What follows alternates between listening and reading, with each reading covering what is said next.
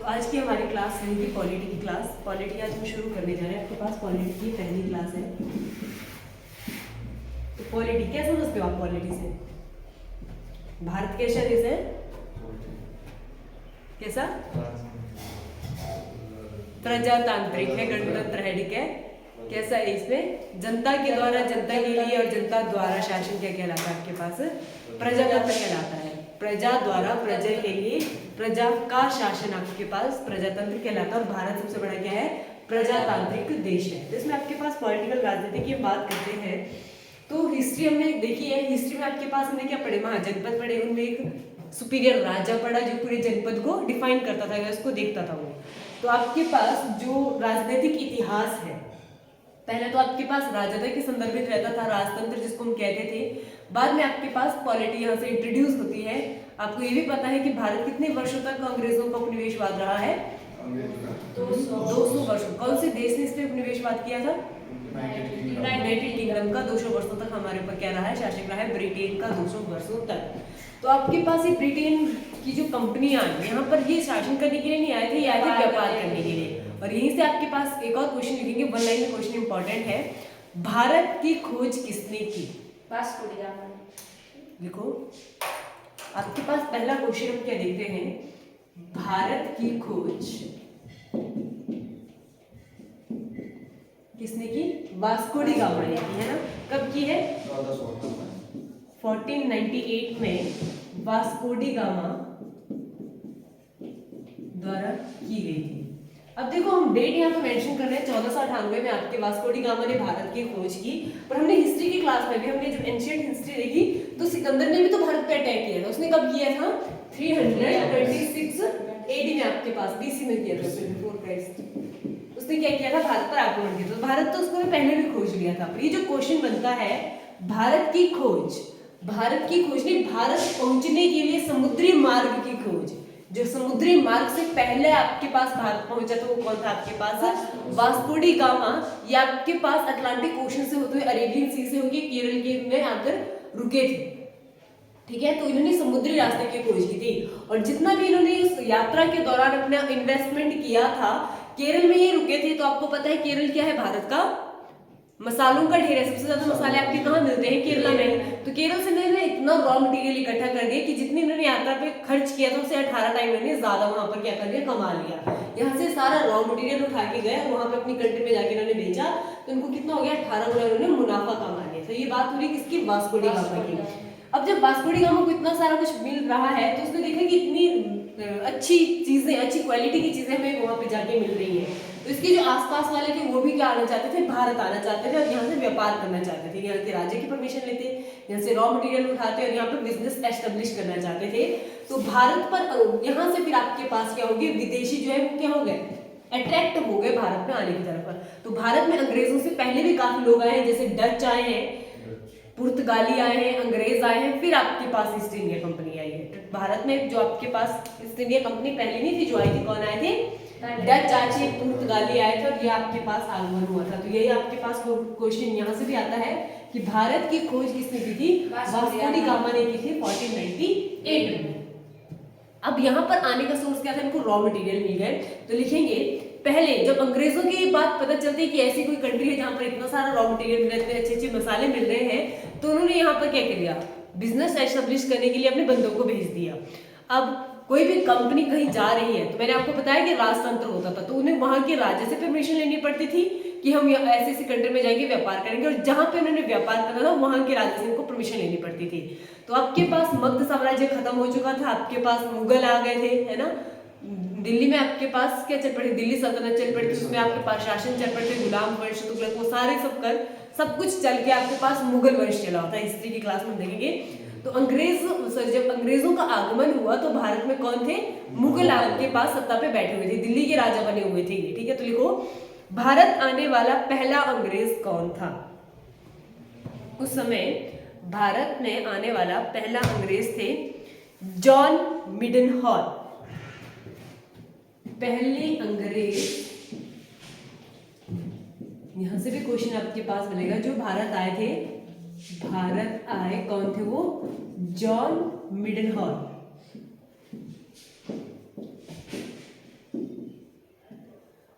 अब जब अंग्रेजों को पता चलता है, वो व्यापार के लिए परमिशन चाहते थे, तो उन्होंने देखा कि पहले हम भारत में जाके बात करते हैं, भारत में हमारा कोई बंदा पहले से तो नहीं गया है, तो हम उसी से क्या करवा देंगे, वहां पर प्रस्ताव रखवा देंगे। तो जॉन मिडल हॉल जो है ये भारत पर आया था 1599 से लेके 1630 तक, 1599 से लेके 1603 तक आपके पास ये भारत में रहे। जब अंग्रेजों को ये चीज पता चलती है कि ये बंदा पहले से ही भारत में है, तो ये इसी को संदेश पहुंचाते हैं कि तुम जाओ और जो भारत के राजा हमसे बात करो कि हमें यहाँ का बिजनेस करना है। इसने बोले ठीक है मैं जा रहा हूँ, पर आप मेरे को इतना पैसा चार्ज कर दो, जैसे ड्यूटी देते हैं तो आप मेरे को इतना चार्ज करो, मैं जाके बात करता हूँ। तो इसने जो चार्ज किया था वो काफी महंगा इसने पैसे बता दिए थे, तो उन्होंने कहा कि इतने में तो हम नहीं भेजेंगे तेरे को, इससे अच्छा हम यहीं से कोई बंदा भेज दे तैयार करके। तो जॉन मिडल हॉल आपके पास कब से कब तक भारत में था, ये 1599 से लेके 1603 तक आपके पास ये भारत में था। और ये जो आया था ये आया था लैंड रूट से, जमीनी रास्ते से आया था, ये जमीन से होकर आपके पास ही भारत पहुंचा था। तो इतना मेन बंदा था नहीं, आया भी था बिजनेस करने के लिए, ये सिर्फ अपने काम से आया था यहाँ पर। ठीक है, ये वापस चले आता है। अब अंग्रेज क्या चाहते थे, जो ईस्ट इंडिया कंपनी, अगर मैं कहूँ ईस्ट इंडिया कंपनी क्या चाहती थी, बिजनेस एस्टेब्लिश करना चाहती थी। ठीक है, इस बंदे से इन्होंने बात की, इसने अप्रोच नहीं किया, छोड़ दिया। तो इन्होंने क्या किया, पहला काम इन्होंने अपने राजा से परमिशन ली, या फिर अपने राजा या फिर क्राउन जिसको हम कहते हैं, वहां पर आपके पास राजा नहीं रानियां इंपॉर्टेंट होती थी। तो लिख लो ईस्ट इंडिया कंपनी ने 1600 ईस्वी में आपके पास एस्टेब्लिश हुई थी। ईस्ट इंडिया कंपनी 1600 ईस्वी में आपके पास ये क्या हुई थी, बनकर तैयार हुई थी। इन्होंने ब्रिटेन के क्राउन से परमिशन ली थी, मोनोपोली साइन करवाई थी। मतलब इन्होंने कहा कि जैसे ब्रिटेन से मैं सिर्फ और सिर्फ मेरी ही कंपनी यहाँ से बिजनेस करने के लिए वहां जाए, जैसे यहाँ पे वास्को डी गामा आ गए, इसके पीछे और भी बंदे आ गए। अगर इतने सारे बंदे एक ही जगह जाके बिजनेस करेंगे तो बिजनेस ज्यादा नहीं चल पाएगा। तो इन्होंने क्या साइन करवाई, मोनोपोली साइन करवाई, एकाधिकार। किससे साइन करवाया वो लिखेंगे, ईस्ट इंडिया कंपनी द्वारा रानी एलिजाबेथ से एकाधिकार,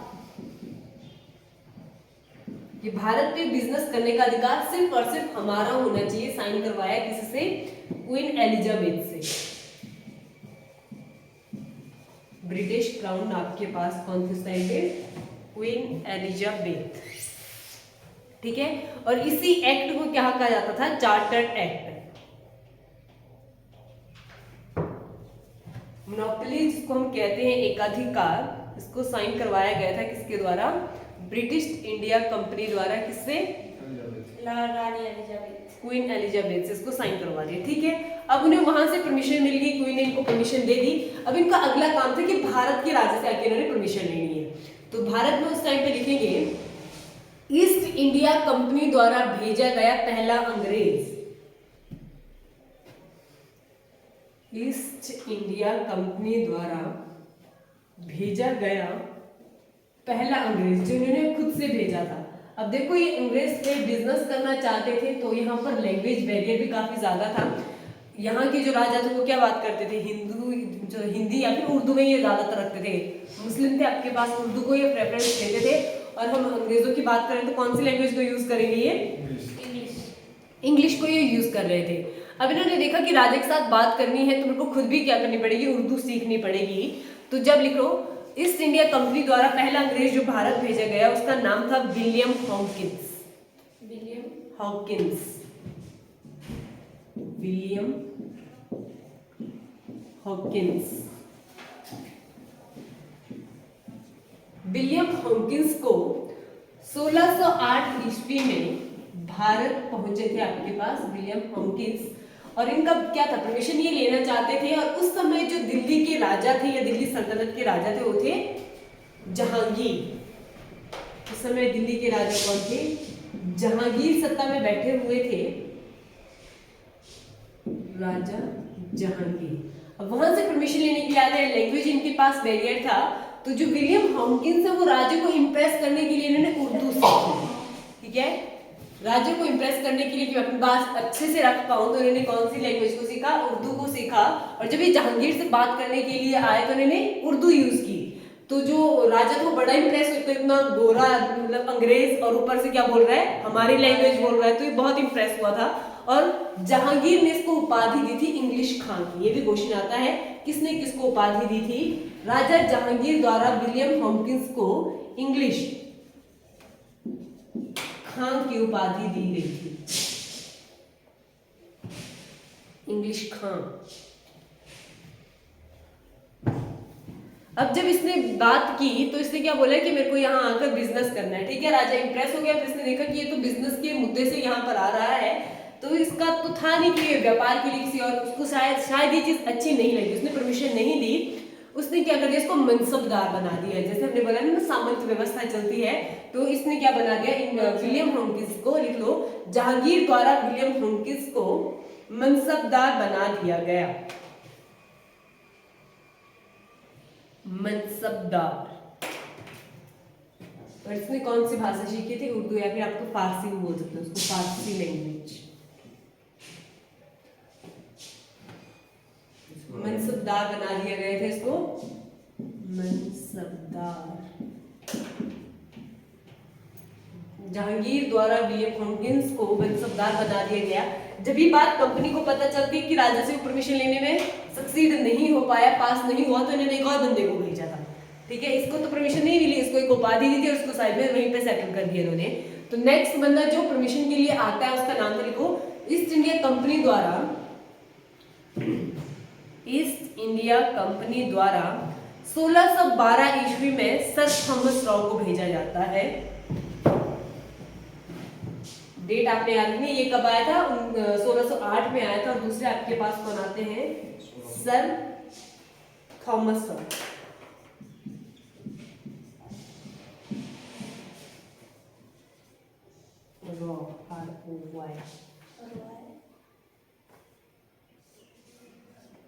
सर थॉमस रॉ 1912 में भारत आते हैं। 1612 में ये भारत आते हैं और ये परमिशन ले लेते हैं किससे? इसके बाद जहांगीर आपके पास चले गए, जहांगीर के बाद हमारे पास आए शाहजहां। वर्षावली भी याद नहीं है तुम लोगों को, क्यों? बाबर, हुमायूं, अकबर, जहांगीर, औरंगजेब, शाहजहां थे आपके पास, इसके पुत्र। और किसके बेटे थे वो? शाहजहां के पुत्र। लिख लो।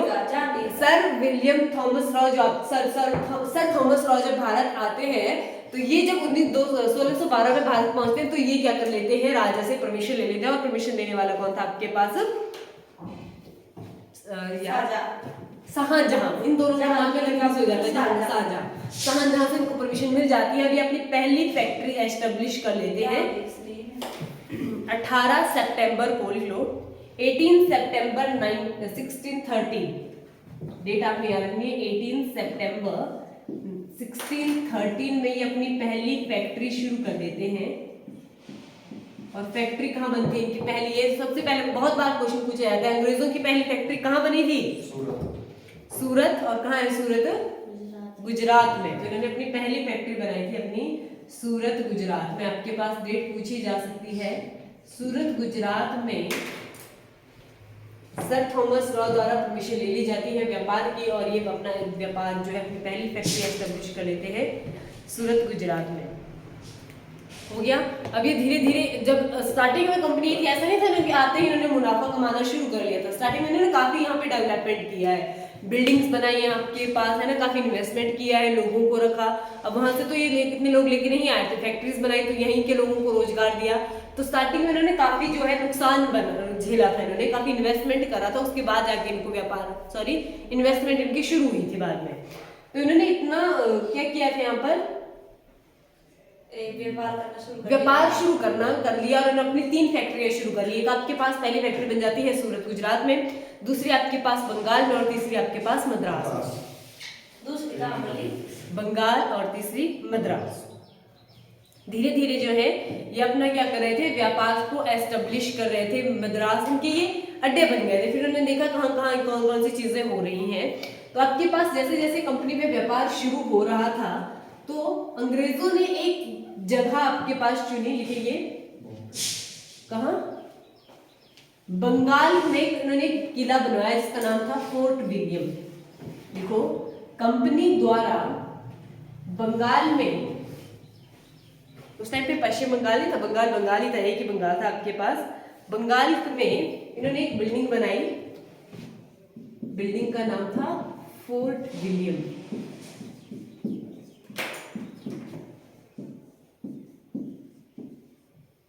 ठीक है, अब आपके पास ये कर व्यापार ही रहे थे और कुछ नहीं कर रहे थे कंपनी अभी, पर उस समय जो बंगाल के नवाब थे, ठीक है, अब आपके पास सेंटर में इतनी पावर नहीं थी, आपको भी ये चीज पता है क्योंकि मुगलों का पतन होना शुरू हो चुका था, औरंगजेब के बाद ज्यादा कोई कामगार बंदा नहीं आया था। ठीक है, तो बंगाल के उस टाइम पे नवाब थे सिराजुद्दौला। कौन थे? सिराजुद्दौला। सिराजुद्दौला बंगाल के नवाब, आपने याद रखना है, नवाब सिराजुद्दौला। अब ये क्या करते हैं, जब इनको पता चलता है कंपनी व्यापार करती है, पर इन्होंने एक फोर्ट बना दिया, और फोर्ट ऐसा बनाया कि चारों साइड से इन्होंने ऊंची दीवारें शुरू कर दी उसमें।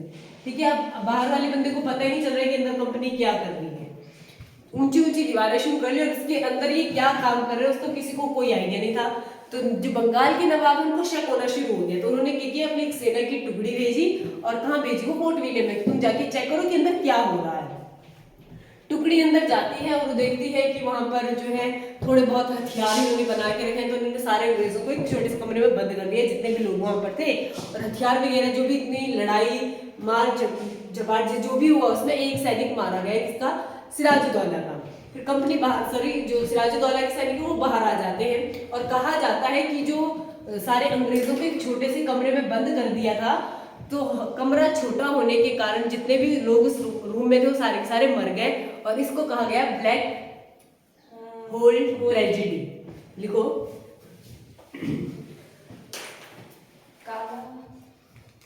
लिखेंगे आप। 1756 में, 1756 में बंगाल प्रांत के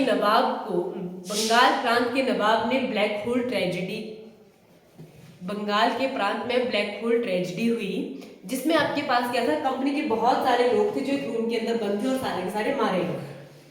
हिंदी में क्या होता है इसको? ब्लैक होल ट्रेजेडी लिखेंगे। हिंदी में बोलते हैं इसको कुछ और।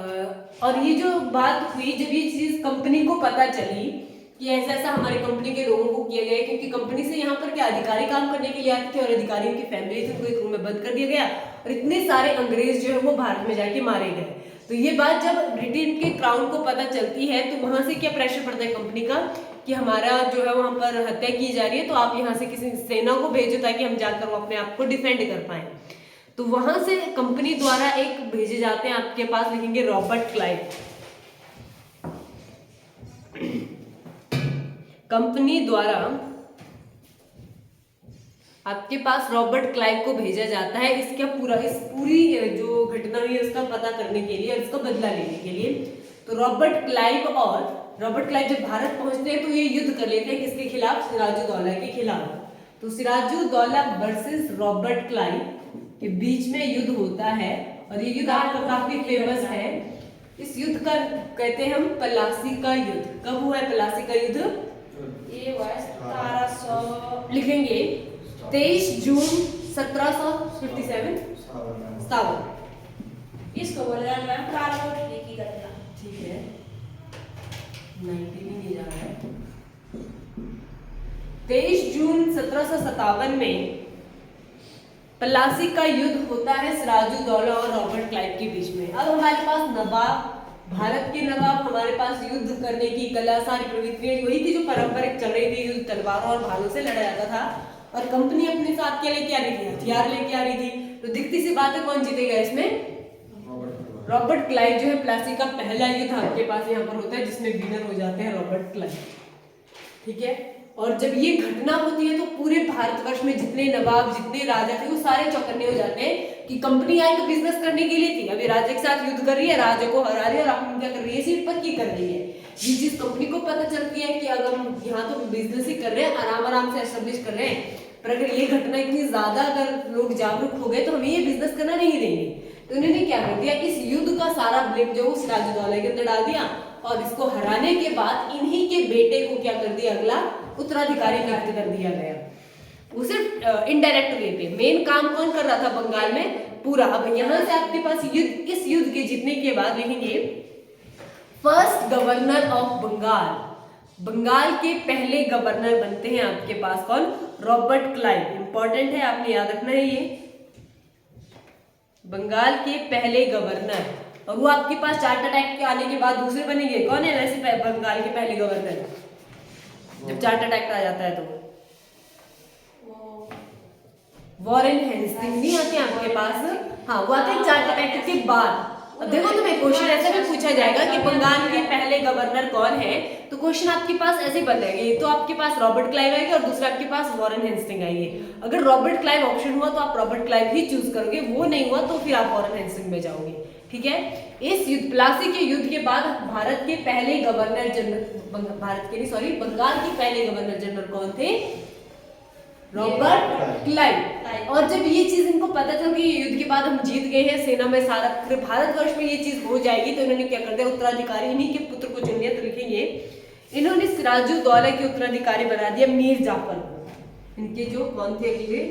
मीर जाफर को क्या बना दिया? उत्तराधिकारी। सिर्फ नाम का, ताकि जनता को ये रहे कि नहीं राजा तुम्हारा वही है।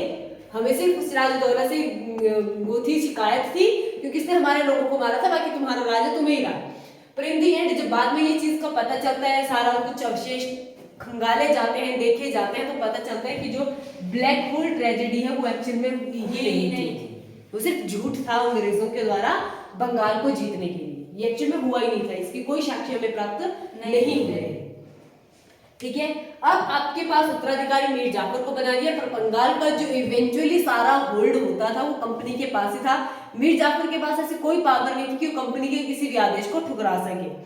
और बाद में आपके पास, इसी में आपके पास अंग्रेजों ने अब ये नीति अपना ली थी, ये डरा के रखेंगे राजा को, अगर राजा अंग्रेज जाएगा तो उसको मार लेंगे। तो दूसरा आपके पास युद्ध होता है बक्सर का युद्ध। लिखेंगे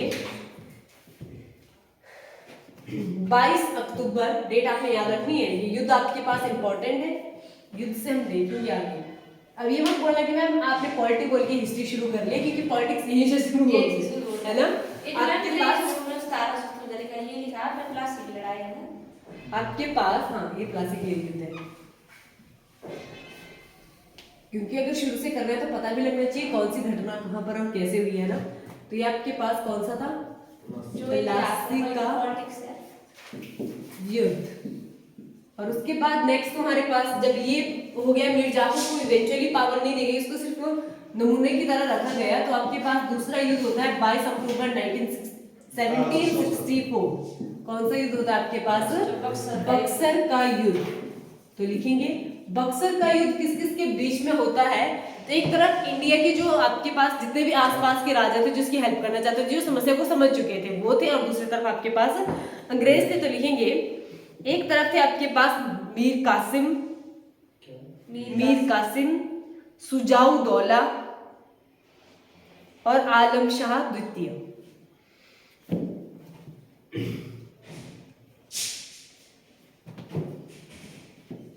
मीर कासिम, आलम शाह और सुजाउद्दौला। और दूसरी तरफ से जो कंपनी थी, और कंपनी से जो इनके कैप्टन थे या फिर जो इनके कार्यकर्ता थे, वो कौन थे? Hector Munro. हेक्टर मोनरा।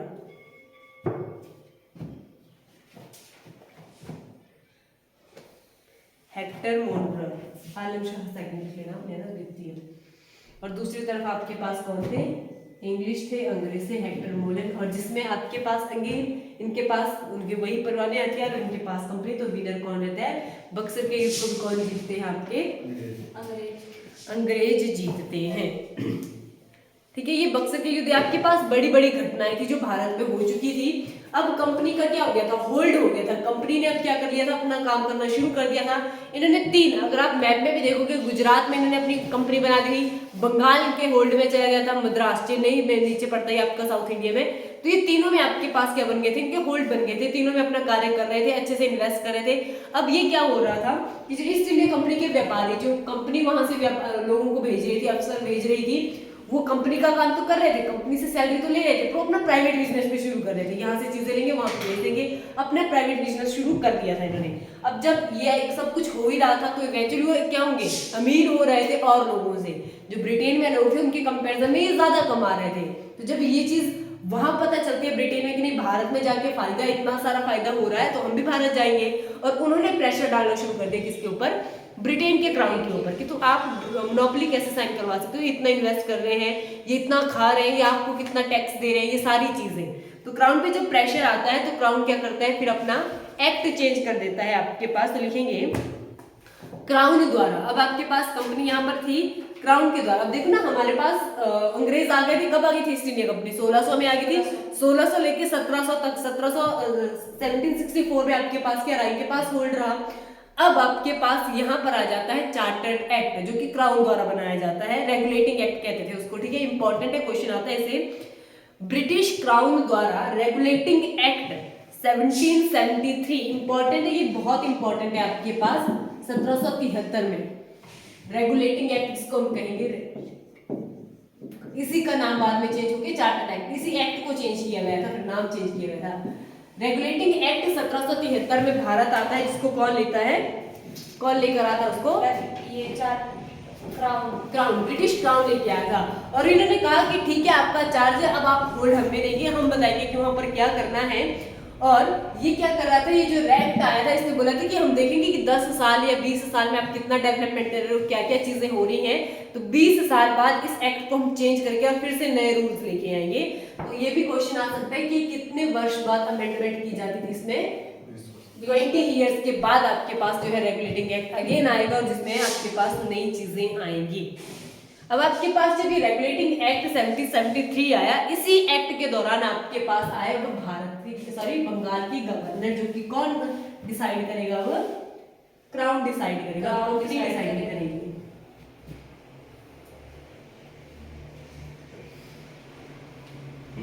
तो इसी एक्ट के दौरान बनते हैं भारत के बंगाल के पहले गवर्नर जनरल। पहली पोस्ट आपके पास क्या आती है, गवर्नर जनरल ऑफ बंगाल, ये बनते हैं फर्स्ट गवर्नर। गवर्नर से भी आपने ध्यान रखना है, गवर्नर जनरल। वो वाला लेक्चर आपका हिस्ट्री की क्लास में लूंगे मैं कि कितने कितने गवर्नर रहे हैं, किस किस ने कौन कौन से इंपॉर्टेंट काम किए। आज हम पॉलिटिकल पॉइंट ऑफ व्यू से देखेंगे कि इंपॉर्टेंट कौन है। तो इथे आपके पास लॉर्ड वॉरेन हेस्टिंग,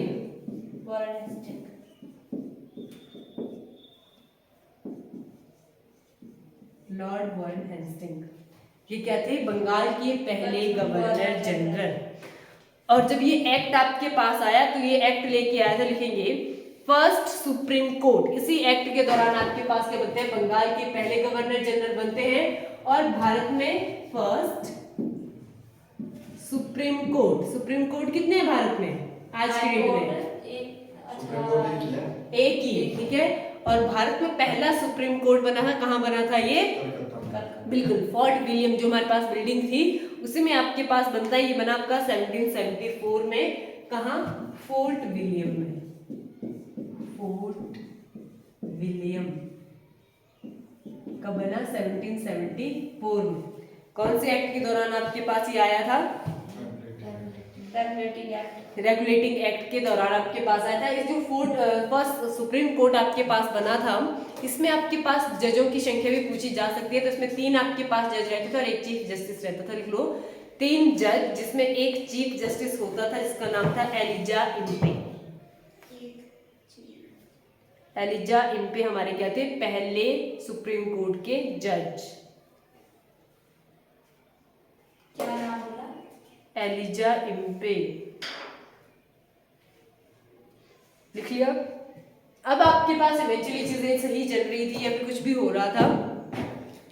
अब आपके पास नेक्स्ट लिखेंगे एक्ट जो है वो फिर से क्या अमेंडमेंट होती है, उसमें सुधार होता है। नेक्स्ट आपके पास एक्ट आता है पीस्ट इंडिया एक्ट, इंपॉर्टेंट है, इम्पे, पीस्ट इंडिया एक्ट।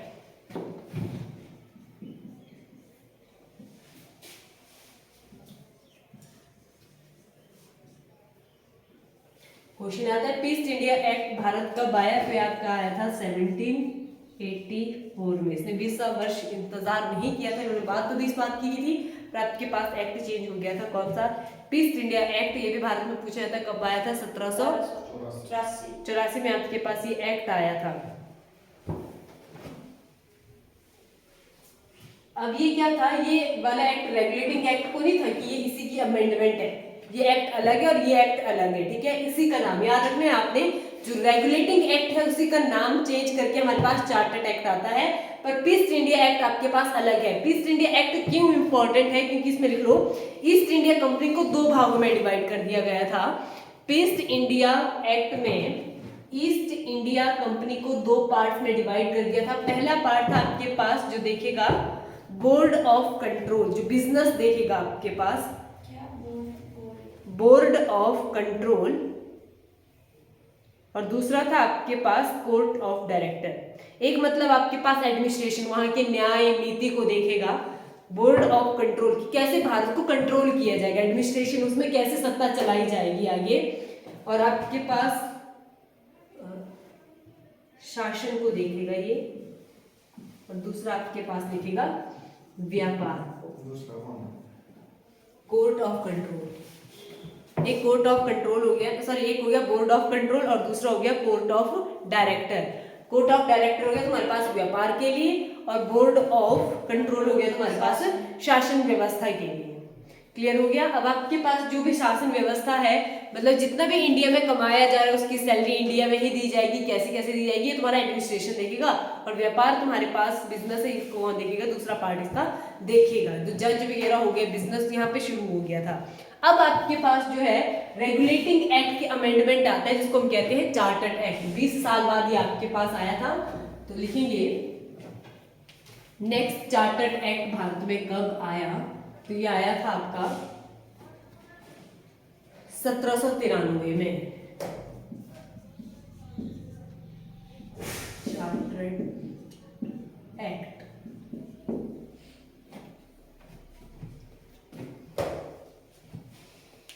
कर लिया। चार्टर्ड एक्ट आ गया। ईस्ट इंडिया कंपनी, वहां पर अभी मोनोपोली साइन नहीं हुई थी, वहां पे मोनोपोली साइन खत्म कर दी गई थी, पर यहाँ पर अभी इनको प्रोविजन नहीं दे रही थी। तो आपके पास मोनोपोली आधिकारिक रूप पे खत्म कब हुई थी, ये भी क्वेश्चन आ सकता है। ये चीज क्लियर होगी ना? रेगुलेटिंग एक्ट को हम क्या कहते हैं? चार्टर्ड एक्ट कहते हैं। 20 साल बाद ये अमेंडमेंट होती है। नेक्स्ट एक और आपके पास चार्टर्ड एक्ट आता है। इसी एक्ट के बाद लिखेंगे चार्टर्ड एक्ट द्वितीय आया था आपके पास 1813 को। 1813 में आपके पास सेकंड चार्टर्ड एक्ट आया था, जिसमें मोनोपोली को पूरी तरह समाप्त कर दिया था। मोनोपोली क्या होती है? एकाधिकार को पूरी तरह समाप्त कर दिया गया था, मतलब अब वहां से कंपनी आना शुरू हो गई थी। आपके पास ईस्ट इंडिया कंपनी के पास मोनोपोली खत्म हो गई थी। तो ये क्वेश्चन आपके पास बनेगा, इंपॉर्टेंट है। ईस्ट इंडिया कंपनी की मोनोपोली कब से खत्म की गई थी? 1813 में चार्टर्ड एक्ट को, सॉरी एकाधिकार को पूरी तरह से समाप्त कर दिया था।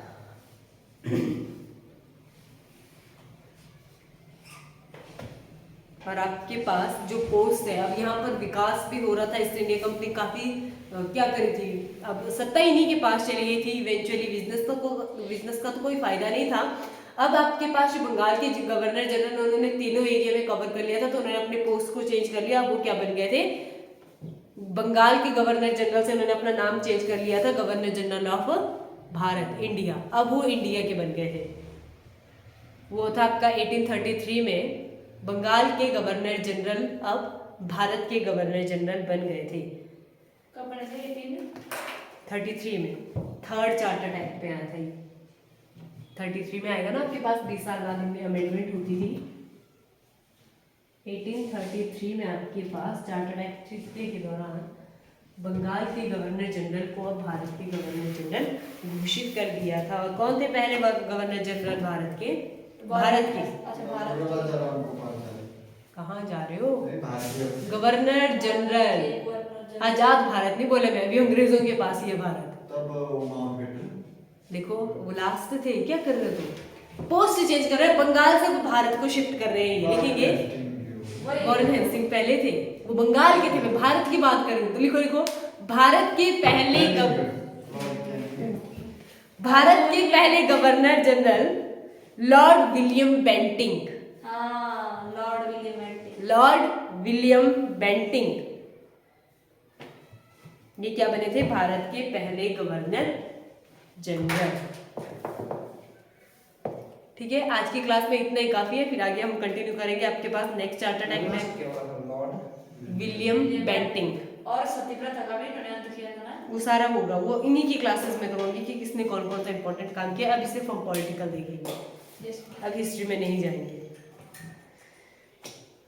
ये क्लियर हो गया? कब की बात हो रही है? 1833 में आपके पास ये सारी चीजें चेंज हो गई थी। इसके बाद आपको पता है 1857 का विद्रोह भी होता है। उसके बाद कौन सा एक्ट आता है, कौन कौन सी चीजें चेंज की जाएगी, तो हम नेक्स्ट लेक्चर में पढ़ेंगे।